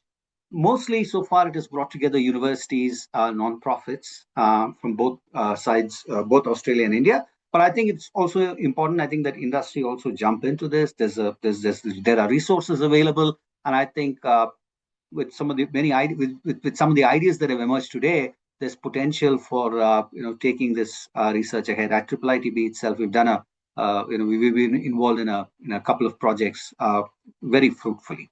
So on that note, sir, let me hand the floor over to Serene. And thank you, Dr. Harish Ramani, and thank you, Professor Rajagopalan. Yeah. Thank you. Thanks, Balaji. And thank you, everyone who's hanging in there with us. It's the last home stretch now where we talk about the challenge of translation. So obviously we've spoken about how things around promotion and supporting collaboration, but what do we want to see out of this? How do we, we've heard of lots of challenges and lots of efforts to produce some novel solutions, but it seems clear there's still much to do. So our final discussion this afternoon, and thank you to everyone who's contributing on the chat as well. I can see some really great ideas coming through. We'll look at the translate pillar of the AIRC framework, which focuses on turning research into real-world applications, and not just university research. This can also be government and industry research. So we're looking to explore in this last 20 minutes, what tangible outcomes, what do we want to see and what do we want to have out of this? Do you want policies, some commercial products, impact for citizens? What do we want to see emerging from our bilateral relationships and our bilateral cooperation in the area of cybersecurity and digital governance? Who are the key people? Who are the key actors in this landscape? And we're starting to talk about an ecosystem. So who are the key people that we need to lobby or we need to speak to and engage to translate or implement that research? And from the collective wisdom of the crowd, do we have any existing experiences or models or practices that have seen us walk that path from research to outputs? And in true academic form, I have a poll for all of you that we'll put on the chat. Very simple poll, one question, open-ended, you can type to your heart's content. Most of our speakers have really talked from the perspective of their unique expertise and their unique cases. but it sounds very much like these use cases are needed to focus our collaboration. Of course, there are commonalities, as Lokesh has said, about techniques, methodologies, and tools. Dr. Rani has also talked about this in the chat, but we'd like to hear from you. If you could please take a few minutes to type your responses in, that'd be great. Be good to have some input from the audience. While you're doing that, we'll move to, I'm not quite sure, Brianna, should we leave it, let it run for a minute or two, or should we just let it run in the background, the We poll? can just let it run in the background, I think. Cool. All right. All right. So to help us navigate this last pillar, I'd first like to welcome Mr. Ramesh Narayanan, Chief Technology Officer of Modular Open Source Identity Platform, MOSIP, to share his insights. Mr. Narayanan, you've seen lots of translatable research in MOSIP and many real-life applications of the work. We'd love to hear from your experience and your expertise. You have the floor for about 5 minutes. Thank you, Serene. Thank you, AII, for organizing this session. And thank you actually for putting me in the translate section, because I'm a practitioner who is housed in the university here, delivering open source applications, which form a critical part of digital trust infrastructure across various countries. And we have seen how cybersecurity is impacting various public infrastructure solutions across the world, and what are the needs, and what are the short-term and long-term risks and problems that we need to address. So we are looking to see how we can get support on one hand to work on the long arc and medium arc problems from the academic side. And we also have the unique opportunity of taking some of this work to the field. Specifically, there are a couple of initiatives I would like to call out where we have been able to translate work from the academic sector into the actual deployments that we have. One is we have been part of an initiative called a Global Cybersecurity Observatory, where people are able to share and report incidents of cybersecurity threats. And this allows both research on this to figure out patterns and come up with threat models, as well as standard operating procedures for handling these threats, and sharing such information to all the participating countries as part of the observatory initiative. So this is a clear case of utilize this to come up with actionable steps, and then learn from that and then implement it. This is one area where we have been able to translate research. The second area is with biometrics, how fraud is being perpetrated potentially to commit identity theft and impersonation by morphing biometrics, merging the identity of two people, or altering it using AI just enough to get past the system and maybe create multiple identities for the same person, and so on. And we have been able to take some of this and then put checks and balances and recommend additional process steps within the identity systems to counter these. Some of this data also is used to create synthetic data sets for testing solutions which can actually prevent such identity thefts. So these are actionables that we have seen. One large area where I believe it's a medium arc problem where we can all look at is how we can prevent mass or global scale meltdown of trust because of quantum computing coming in and breaking the existing trust mechanisms. The current set of trust mechanisms rely on PKI infrastructure, which is at risk. The asymmetric cryptography that we use for PKI is actually at risk from quantum computing, while data that is encrypted using symmetric cryptography is safe. The keys themselves are not protected well, and this is going to impact systems across the globe.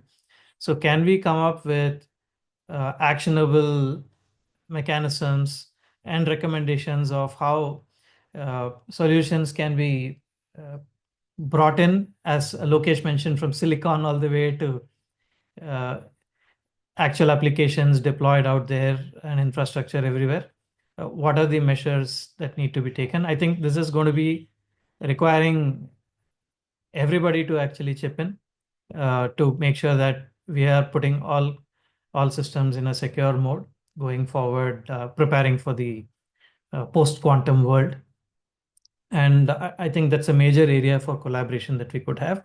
One last bit that I would like to share is that we have been actively working with students from different parts of the world to work on through hackathons to get them in to contribute. And I believe cybersecurity related challenges also could be brought in for this same set of people.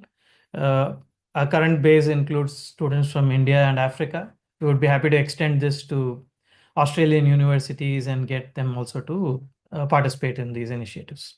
Thank you.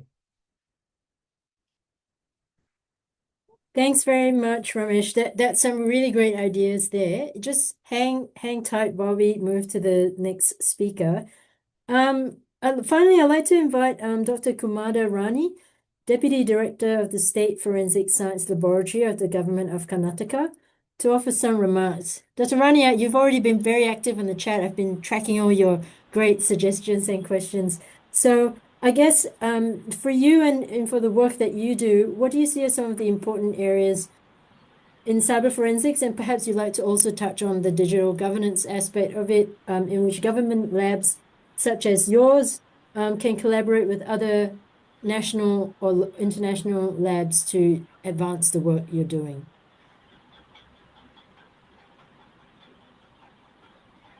Over to you, Dr. Rani. Yeah, thank you.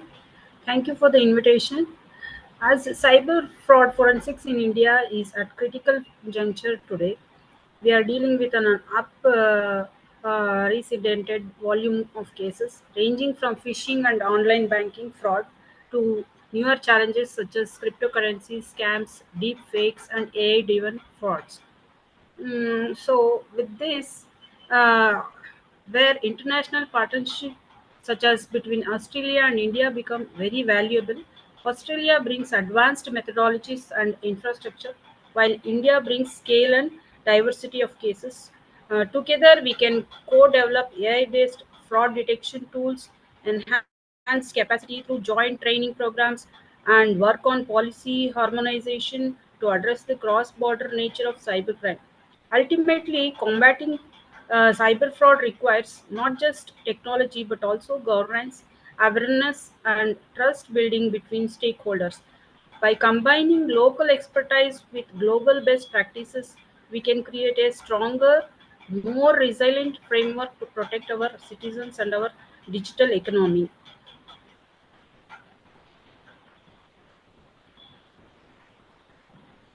So with this, I also add up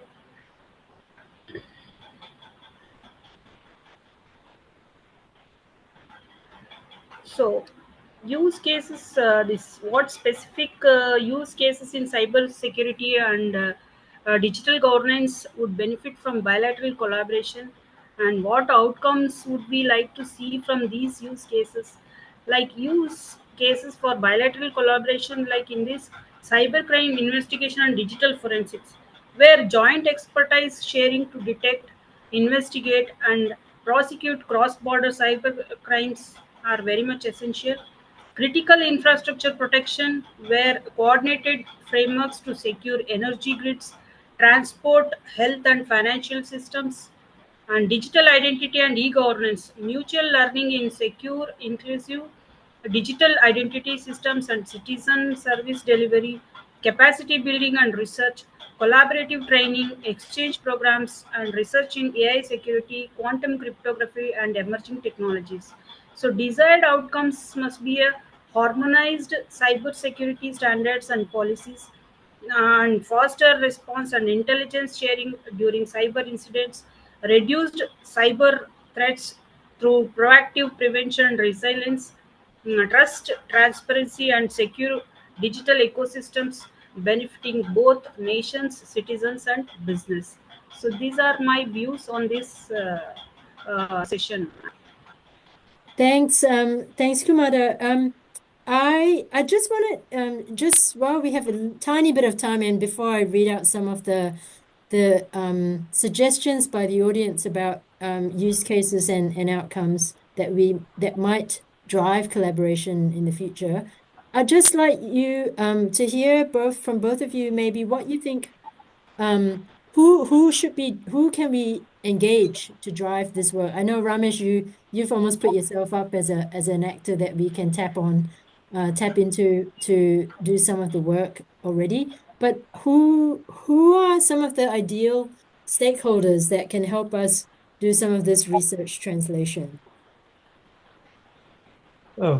Speaking for open source platforms, there are several initiatives that are there where this work can actually come into the public domain and be beneficial and leveraged multiple times across various applications by contributing to various digital public goods that are being built, including MOSIP.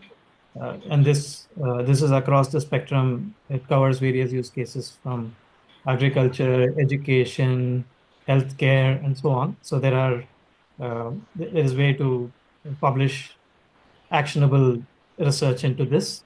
And these are great places for getting funding support also, as opposed to private sector initiatives. So I would say that is one channel that we could look at. So the stakeholders are these projects. One set of stakeholders that we can work on these projects.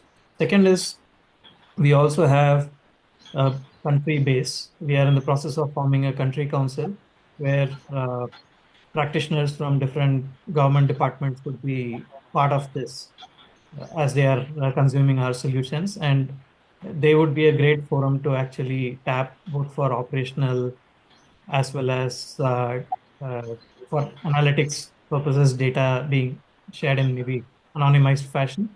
And so there could be data flowing from these departments into research initiatives and correspondingly solutions from the research being adopted in these various departments. So I think these are two great forums to work with. Thank you. Kumada, have you got anything to add to those actors? As of now, we have to work on this. Yeah, great. Yeah. I would just like to quickly run you through some of the suggestions about where our collaborative efforts could focus on in the area of cybersecurity and/or digital governance. So there's been quite a few suggestions. I'll see if I can do this very quickly so that we can wrap up. So a bilateral digital twin sandbox for OT and ICS security that to help related to key critical infrastructure sectors common to both our nations, example, power, LNG processing, port, logistics, etc. Digital governance use cases around automation methods or overcoming barriers with land use examples demonstrated on both sides. Federated threat prediction model for the Indo-Pacific. Development of value-aligned frameworks and approaches to digital governance that prioritizes the objectives of India and Australia. IT and OT cybersecurity research that requires research in digital governance as well. Wonderful if Australia-India research collaboration could find a better, more effective and implementable way to verify digital identity for vulnerable communities, for sure, especially since most of them will fall in that digital divide.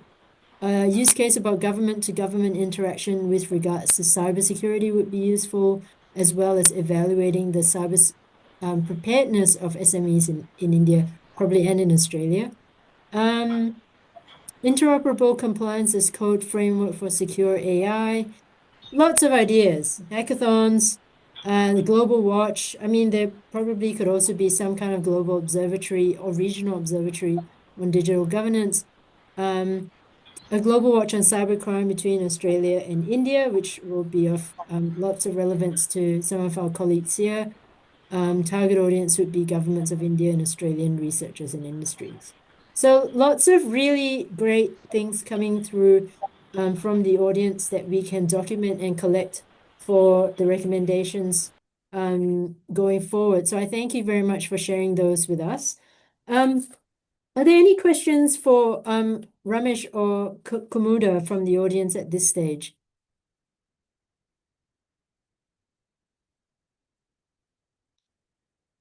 No? Okay, then I might turn the mic back to Sridhar to give us some closing reflections and to wrap up the session. Sridhar, over to you. Thank you, Serene. Excellent, and thank you all for your contributions throughout this particular 2.5-hour session that we ran today. It's been incredibly useful. There are a lot of useful insights, especially as Serene pointed out from the recent poll. So we have had some good discussions, starting from the minister all the way down to this particular last session on translation. So thank you very much to all the speakers. So actually the poll sort of created a summary of some sort of the discussions that have taken place, but I would like to just spend a few minutes on the tangible way forward for the India-Australia collaboration in cybersecurity and digital governance before closing the workshop. So first one, everyone has agreed that there has to be some collaboration of creating harmonized cyber defense frameworks, standards, and guidelines so that it can be mutually beneficial as well as it can be mutually, it can be beneficial to the world at large. So Australia-India collaboration on defining standards, especially with respect to cybersecurity and digital governance, is probably one of the steps that we can take forward. The second one is skill enhancement. So as we discussed before, Australia has the advance of technologies and infrastructure. India has the advantage of scale of operations, and therefore there's a lot of opportunities for us to build skills in the cybersecurity and digital governance domain. The collaborations can take place between India and Australia institutions, universities, including student and faculty exchanges. The third area, which Professor Rajagopalan mentioned, is to create sort of top 10 research ideas for collaboration between India and Australia in the areas of cyber security and digital governance, so that we can focus on these 10 ideas to take it forward in the next medium term. The other aspect which has come out very clearly with Ms. Sarita has pointed out is that there is a common lineage between India and Australia, being Commonwealth countries. So there can be a lot of collaborations, especially with respect to digital governance on land records and other things. And therefore, there is a potential opportunity for leveraging this common lineage for digital governance framework and guidance. The last one is regulation and governance. Definitely this particular area of cybersecurity and digital governance involve cross-border transactions and therefore collaborations between India and Australia, ministries, startups, universities, and educational institutions are very much required. And then we should be able to develop sort of bilateral, multilateral governance framework to address the emerging issues of cybersecurity and digital governance. So these are some things that I have pointed out. There are a lot of things which have come out from the discussions, and we will definitely look forward to compiling this after the webinar and then share it with all of you. So we are about 3 minutes before the time the clock ends, but I'll take this opportunity to close today's workshop. The Australia-India Institute will keep you updated on the official launch of the AIRC framework. Thank you again for joining us today and helping us shape what we hope will be a long-term impact for Australia-India bilateral initiative. So thank you very much to all of you, and we'll keep you posted.